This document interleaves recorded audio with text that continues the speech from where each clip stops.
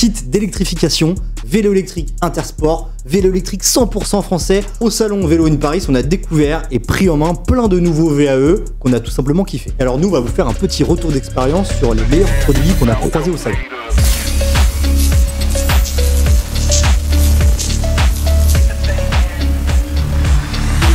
Et pour commencer, Mathieu, on va parler du moteur all-in-one d'Anad. Ouais. Alors que moi, que j'ai découvert sur le salon et à travers les articles qu'on a écrits, peut-être expliquer un peu qui est cette marque. Anad, c'est une entreprise française qui propose des kits d'électrification. Donc, tu as un vélo qui est musculaire et un jour, tu veux qu'il passe électrique. Et donc, ils ont des solutions qui sont installées par des revendeurs qui permettent d'électrifier ton vélo. Okay. Ça, c'est le cœur de leur activité. Et ils ont notamment focalisé sur le vélo sportif. Et là où le marché va vers de la surenchère avec des moteurs toujours plus puissants, des plus grosses batteries, etc., eux, ils sont sur un public vraiment de cyclosportifs, de gens qui s'amusent le dimanche à faire des sorties avec leurs potes, etc., qui n'ont plus forcément les jambes de leurs 20 ans ou voilà, de s'amuser et de suivre le peloton de leurs copains. Et donc, ils mettent un petit moteur sur leur vélo avec très peu de friction. Donc, c'est-à-dire que quand on va pédaler en dehors de l'assistance électrique, on va quand même pas perdre trop en rendement. Et puis, quand on attaque un col, une petite côte, on a le petit coup de boost qui nous permet de faire sa sortie. Du coup, on a des très longues autonomies parce que généralement, on va rouler au-delà des 25 km/h. Et puis voilà. Et on a vu sur ce salon, la première fois que j'essayais, c'est la première fois que j'essayais le kit all-in-one de chez Anad. Ils ont créé un petit bloc moteur qui intègre à la fois le moteur, les contrôleurs, toute l'électronique et la batterie. Ok, pas mal. Voilà, donc tout ça dans un seul bloc, tu mets ça au centre de ta roue et donc tu as toute la solution qui est là-dedans. C'était sur le Rold, c'est ça Et alors je l'ai essayé effectivement chez Rold, qui est une entreprise française également qui refabrique des vélos. Donc ils récupèrent des vieux cadres de vélos des années 70 en acier, ils les retravaillent, ils les repeignent, ils remettent tout qui fonctionne dessus, les composants, etc. Et ils se sont dit, on proposerait bien un e-Rold, il s'appelle comme ça le vélo, un Rold mais électrique. Et ils ont choisi la solution donc, de Anad, ce moteur all-in-one. Ça nous a permis de découvrir les vélos Rold et d'essayer ce moteur all-in-one. Sur ce moteur, ce qui m'a beaucoup plu en fait, c'est que déjà on arrive avec une solution qui est plus compacte et qui me semble mieux maîtrisée qu'un autre kit du même genre qui s'appelle Zeus Drive. Ouais, t'as peut-être déjà essayé sur. C'est sympa Zeus, moi j'ai bien aimé. Alors t'as bien aimé, mais tu vois, ce qui est cool, c'est qu'il y a un peu de récupération d'énergie, t'as le frein moteur, etc. C'est pas trop mal, mais le bloc est quand même très gros, très lourd. Là, on est quand même sur quelque chose de beaucoup plus compact, beaucoup plus discret et beaucoup plus léger. Franchement, le petit coup de patate que le moteur te donne, il est vraiment plaisant. Toi, en termes d'assistance électrique, c'est plaisant, c'est pas un truc anodin. T'es vraiment emmené par le vélo, c'est bien. Il y a deux modes, un mode capteur de pédalage, donc le moteur donne toute sa puissance dès que tu pédales, ou un mode qui simule un capteur de couple, donc qui va avoir un comportement un peu plus naturel au pédalage. C'est pas l'équivalent d'un vrai capteur de couple, mais ça rend le pédalage quand même un peu plus naturel. Et l'autonomie est plutôt correcte, parce qu'on a 250 Wh donc intégrés au bloc de batterie. Ça permet de parcourir entre 30 et voire un peu plus, parce qu'encore une fois, il n'y a pas de friction, et le moteur est débrayable. C'est-à-dire que là, sur le côté, tu as un petit bouchon que tu vas pouvoir enlever, un petit aimant. Et une fois que tu as fait ça, le moteur est débrayé, tu roules comme avec un vélo classique. Ok, pas mal. Deuxième vélo électrique qui nous a tapé dans l'œil, c'est le Nakamura FlexiBoost. Donc c'est le petit dernier d'Intersport, le petit dernier pliable électrique d'Intersport. On avait écrit dessus sur Frandroid. Ouais. Et là, c'est la première fois qu'on le prenait en main. T'as pu rouler un peu avec Mathieu, et dans l'idée, c'est pas déconnant c'est pas déconnant par rapport au positionnement tarifaire notamment. Non, le positionnement tarifaire, justement, je trouve qu'il est assez intelligent, parce que moi, Intersport, c'est quand même le rival numéro 1 de chez Decathlon, par exemple. Ouais. En fait, Decathlon a aujourd'hui une gamme de vélos électriques pliants qui est plutôt autour de 1 000 € pour l'entrée de gamme, et après, on passe tout de suite à 1 700 € pour avoir l'autre gamme. Donc, il n'y avait rien entre les deux.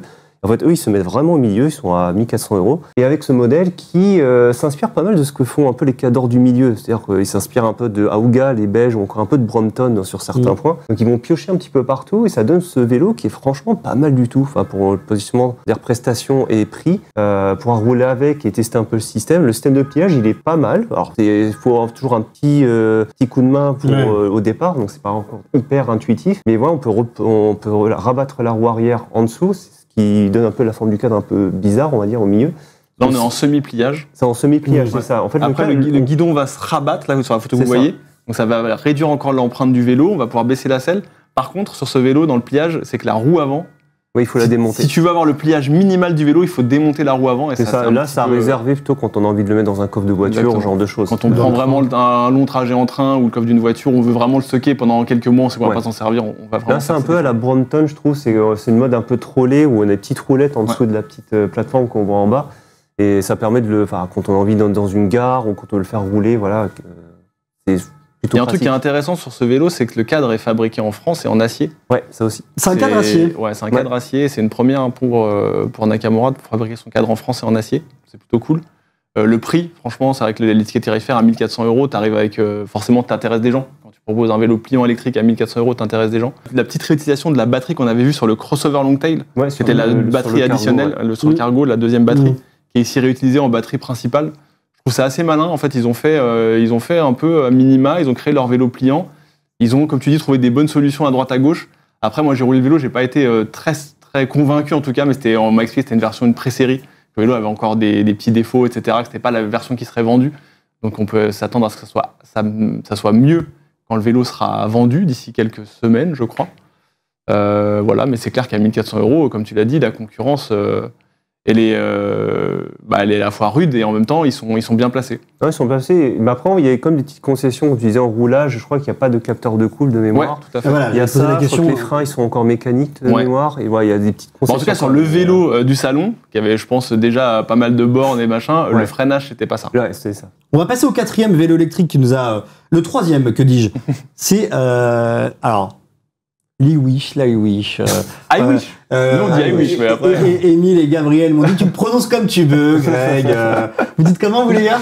Nous on dit iWish. iWish à l'anglaise. On va dire iWish. L'iWish Avenue. Du coup, est-ce qu'on prononce l'iWish Avenue. Il y a le iWish Promenade et le iWish Avenue. Donc là, c'est que vous pouvez le voir à l'écran. Alors, ça sera pas exactement ce même orange. On va être sur un orange un peu plus profond de mémoire, ce qu'on m'ont dit les gars. Dommage qu'il était bien visible. Ouais, oui, pour le coup, il était visible. Alors j'avoue, je l'ai pris en main. J'adore cette marque qui est marseillaise, qui avait fait le fameux premier 24 pouces que j'avais tant kiffé, qui n'est plus produit d'ailleurs. Ils ont arrêté la production. Non, ils viennent de l'arrêter. C'était un super vélo. C'était un super vélo. Et du coup, là, on est sur une version allégée du Promenade. Donc, il n'y a pas de connectivité. La batterie, elle est un peu moins garnie en énergie. Donc, l'autonomie... on prend un petit coup, mais c'est pas très grave parce que je me rappelle le test que tu avais fait du Promenade. Ouais. Tu avais fait 75-80 bornes. Ouais, il y avait beaucoup d'autonomie. Donc là, on est sur une estimation à 50 bornes, 60, ce qui est déjà très bien. On n'a pas de fourche suspendue, donc on est sur une fourche rigide, ce qui va impacter logiquement le confort, notamment sur le fait d'amortir les chocs, notamment sur le train avant, le train avant du vélo. Et de mémoire, il y a une autre... on perd la courroie et on passe en chaîne. On perd la courroie, on passe en chaîne. Mais... forcément, qui dit concession au niveau des composants, dit prix en baisse, et c'est là où ça devient intéressant, parce que cet iWish quand même passe sous la barre symbolique des 2000 balles, et là on est sur quelque chose de cool, parce que le comportement électrique d'un iWish, il est quand même assez stylé, je trouve, il est quand même très agréable. C'est la force de la marque. C'est la force de la marque. Vraiment. Donc on est sur quelque chose, je trouve, d'intéressant. Ils ont, pour ceux qui ne savent pas, un système d'assistance intelligent, ce qui fait que le cycliste n'a rien à faire à part pédaler un petit peu, et le vélo comprend l'environnement sur lequel il se trouve et va adapter. C'est un vélo qui a une seule vitesse, du coup. On fait rien d'autre que pédaler, freiner, et le vélo adapte entre 0 et 25 km/h, et il est, on est tous d'accord, très agréable à rouler ce vélo. Très agréable. Voilà. Et l'avantage de cette avenue, alors on perd le confort de la fourche suspendue à l'avant, et évidemment de la courroie, etc., la connectivité, certes, mais la petite fourche rigide là qu'on voit, ça permet au vélo d'être aussi un petit peu plus léger sur l'avant. Et de gagner un petit peu plus de nervosité, de réactivité. Alors déjà que le Promenade est un vélo qui a un angle de chasse qui est très étudié, qui permet au vélo d'être assez maniable et assez nerveux. Là, c'est encore un peu plus le cas, et moi je trouve que c'est un vélo sur lequel on prend immédiatement du plaisir. C'est ça en fait, que ça n'existe pas, c'est clé en main, et déjà t'as pas besoin de te prendre la tête, tout fonctionne automatiquement, et en plus tu prends du plaisir, t'as le smile direct. On va passer au quatrième techno / vélo électrique qui nous a tapé dans l'œil. On va parler de Vebo. T'es allé les rencontrer. Ouais, Vebo, je les ai vus. Kit d'électrification. Du coup. Kit d'électrification non définitif. Tu peux le mettre, tu peux l'enlever, tu peux le mettre. C'est pas tu transformes ton vélo vraiment en vélo électrique et il reste électrique. Non, là pour le coup, t'as un vélo et t'as un kit qui le rend hybride. C'est-à-dire que t'installes sur ta fourche à l'avant simplement un petit support pour le Vebo. On le voit là, c'est l'unité motrice à l'avant. Elle intègre tout, elle intègre l'électronique, elle intègre le moteur, le galet de friction, parce que c'est un entraînement de la roue avant par friction. Donc il y a un galet sous le Vebo qui va appuyer sur la roue et qui en tournant va emmener la roue. C'est un système qu'on connaît également chez Clipbike par exemple, ce genre de kit d'électrification, ou Picaboost qui se met à l'arrière, il y en a plusieurs. L'avantage de Vebo, c'est que tout est automatique. Là, encore une fois, tu as juste un bouton pour l'allumer, tu le positionnes sur ton vélo et tu te laisses assister dans ta pratique du vélo. Voilà, tu peux installer évidemment des supports sur plusieurs vélos. Typiquement, tu peux avoir un Vebo pour toi et d'autres. Si tu as toi plusieurs vélos ou si tu partages avec ta femme, tu peux très bien le faire. Voilà, et c'est une solution qui reste quand même plutôt maligne et puis plutôt jolie parce que tu vois, il y a des kits comme ça qui sont plutôt très imposants, plutôt gros, etc. Là, on a une solution tout en un, compacte, et voilà. Et après, tout le monde se pose la question évidemment de savoir si ça t'assiste autant qu'un vrai vélo électrique. C'est pas le cas. Ce sera jamais le cas de tous les systèmes d'entraînement à friction de ce genre-là. En revanche, ça réduit ton effort au pédalage. Vebo te dit que c'est environ divisé par 3. Okay. Ça va dépendre aussi de l'algorithme. Ils sont encore en train de travailler sur l'algorithme du système pour trouver le juste milieu. Parce qu'en fait, tu as des gens qui vont vouloir beaucoup d'assistance. Mais du coup, tu vas réduire beaucoup l'autonomie. Tu vas beaucoup augmenter le bruit de l'unité. Il faut trouver l'équilibre, bon équilibre pour tout. Et puis pareil, trouver l'algorithme qui comprend un petit peu comment fonctionne en fonction du terrain, en fonction d'où tu es, en fonction de sa monte, etc. Donc voilà, c'est encore en train d'être tout finalisé. Ils pourront faire des mises à jour du kit si nécessaire. Et globalement, ça t'assiste quand même, tu le sens clairement se mettre en route. Et dès que la côte arrive, tu es un petit peu entraîné et tu réduis ton effort au pédalage. Donc sur ce côté-là, ça fonctionne. Et le prix Je l'ai plus en tête. Ok. Le prix, je crois, tout à l'heure on parlait d'Anad. C'est comme des solutions qui sont assez premium, je crois. Donc on part au-dessus de 800 €. Là, je crois que c'est un peu plus accessible. Je crois de meilleur, ça va être 500-600 €. Ouais, ça doit être c'est beaucoup plus abordable et puis c'est moins invasif pour le vélo. C'est-à-dire qu'on peut retrouver son vélo musculaire d'origine. Et j'avais testé, j'avais trouvé vraiment pas mal. Il y a une petite inertie un peu au niveau de l'assistance, c'est-à-dire que ça continue à assister un tout petit peu après avoir fini de pédaler. Parce qu'évidemment, ça assiste la roue. Alors, on l'a pas testé sous la pluie, pour le coup, parce que ça fonctionne bien sous la pluie. Parce qu'en fait, le gros problème de ce genre de kit, c'est quand on va rouler sous la pluie, parce que la roue va être mouillée, on va perdre de l'adhérence avec le galet de friction, et du coup, on va plus rien. On avait trouvé ça sur le clip bike, on l'avait testé sous la pluie, c'est inutilisable. Donc, pour une utilisation vélo taf, etc., la personne qui fait du vélo tous les jours, pour le coup, le produit perd beaucoup de son intérêt. On va passer au 5e et dernier vélo électrique du vélo in Paris, du vélo in Paris de ceux qui nous ont plu. C'est le Radior Colibri. Ouais. Toute nouveauté de la marque Radior qui a fait un petit buzz pour avoir été vélo Origine France Garantie. Origine France Garantie qui a été offert au roi du cadeau au roi du Danemark. C'est vrai. On a vu ça un peu dans tous les médias.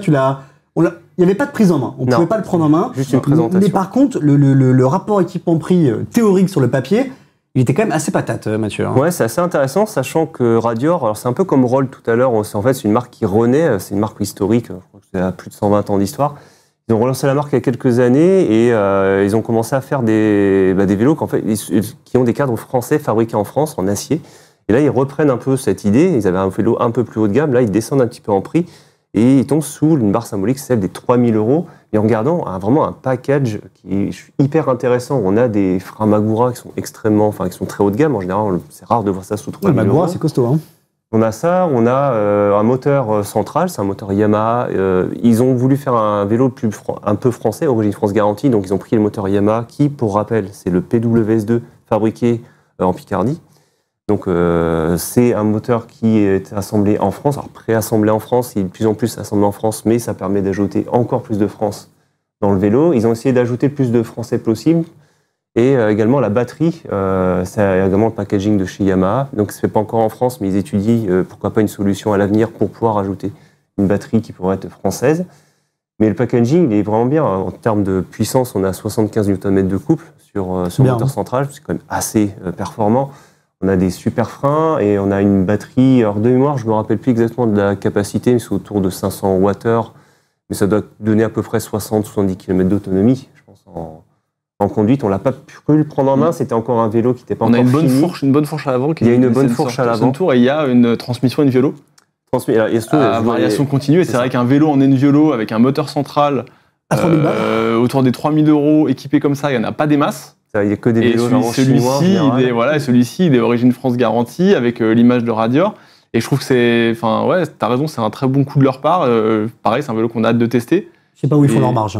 Entre nous, la fiche technique par rapport au prix, pour moi, c'est hallucinant. En tout cas, l'histoire de Raider, c'est bien. Ils sont arrivés avec le Phoenix, qui était leur gros vélo. Ils avaient le moteur Cycli, etc., qui est, je pense, beaucoup trop puissant trop puissant pour un vélo type ville ou un vélo VTC. Ouais. Et leur deuxième produit, il est sur une cible, il coche un peu toutes les cases.